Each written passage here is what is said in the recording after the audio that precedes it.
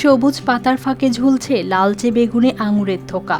মাচার নিচে দাঁড়ালেই চোখে পড়ে পাকা আর কাঁচা ফলের মিশ্র রং। যেন ছোট্ট এই বাগানেই তৈরি হয়েছে নতুন সম্ভাবনা। যেখানে এক সময় আঙুর চাষ ছিল কল্পনার বিষয়, সেখানে এখন গাছ ভরা ফল দেখিয়ে থমকে দাঁড়াচ্ছেন মানুষ। বাগানে আসি, ফলগুলো খুব মিষ্টি এবং সুস্বাদু। আমিও গাছ নিয়েছি, গাছগুলো ভালো ফলন হয়েছে। শুরুটা ছিল না সহজ। স্থানীয়ভাবে চারা কিনে প্রথমে সফলতা আসেনি, বরং প্রতারিত হতে হয়েছে। কিন্তু হাল ছাড়েননি সাইদুর রহমান। ইউটিউব ঘেটে খোঁজ পান উচ্চ ফলনশীল বাইনকুর জাতের আঙুরের। সেখান থেকেই নতুন করে পথ চলা। আশপাশে সবাই আসে, দেখে, সবাই আর কি প্রশংসাই করে যে না ভালো। টাঙ্গাইলের গোপালপুর উপজেলার সৈয়দপুর গ্রামের সাইদুর রহমান নিজের জমিতে প্রায় ৫% জায়গা জুড়ে লাগান ৩০টি আঙুরের চারা। সময়ের সঙ্গে গাছগুলো মাচা জুড়ে ছড়িয়ে পড়ে, আর এখন সেই গাছেই ধরেছে ফল।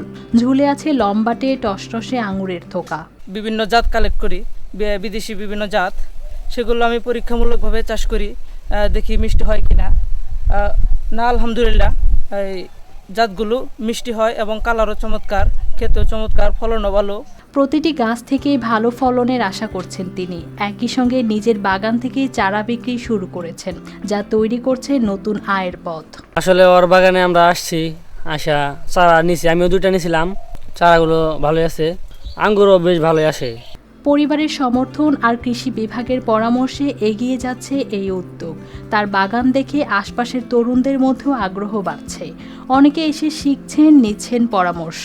মোটামুটি 25 থেকে 30 বছর পর্যন্ত ফলন দেয়, যার কারণে আমি মনে করছি আঙ্গুর চাষ করলে কৃষক সফল হবেন।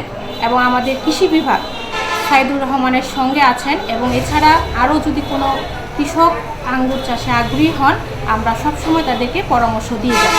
দেশের মাটিতে আঙুর চাষ যে সম্ভব, সেই বাস্তবতার প্রমাণ এখন এই ছোট্ট বাগান। এইখান থেকেই জন্ম নিচ্ছে নতুন স্বপ্ন, কৃষিতে ভিন্ন সম্ভাবনার দিগন্ত। News desk, RTV।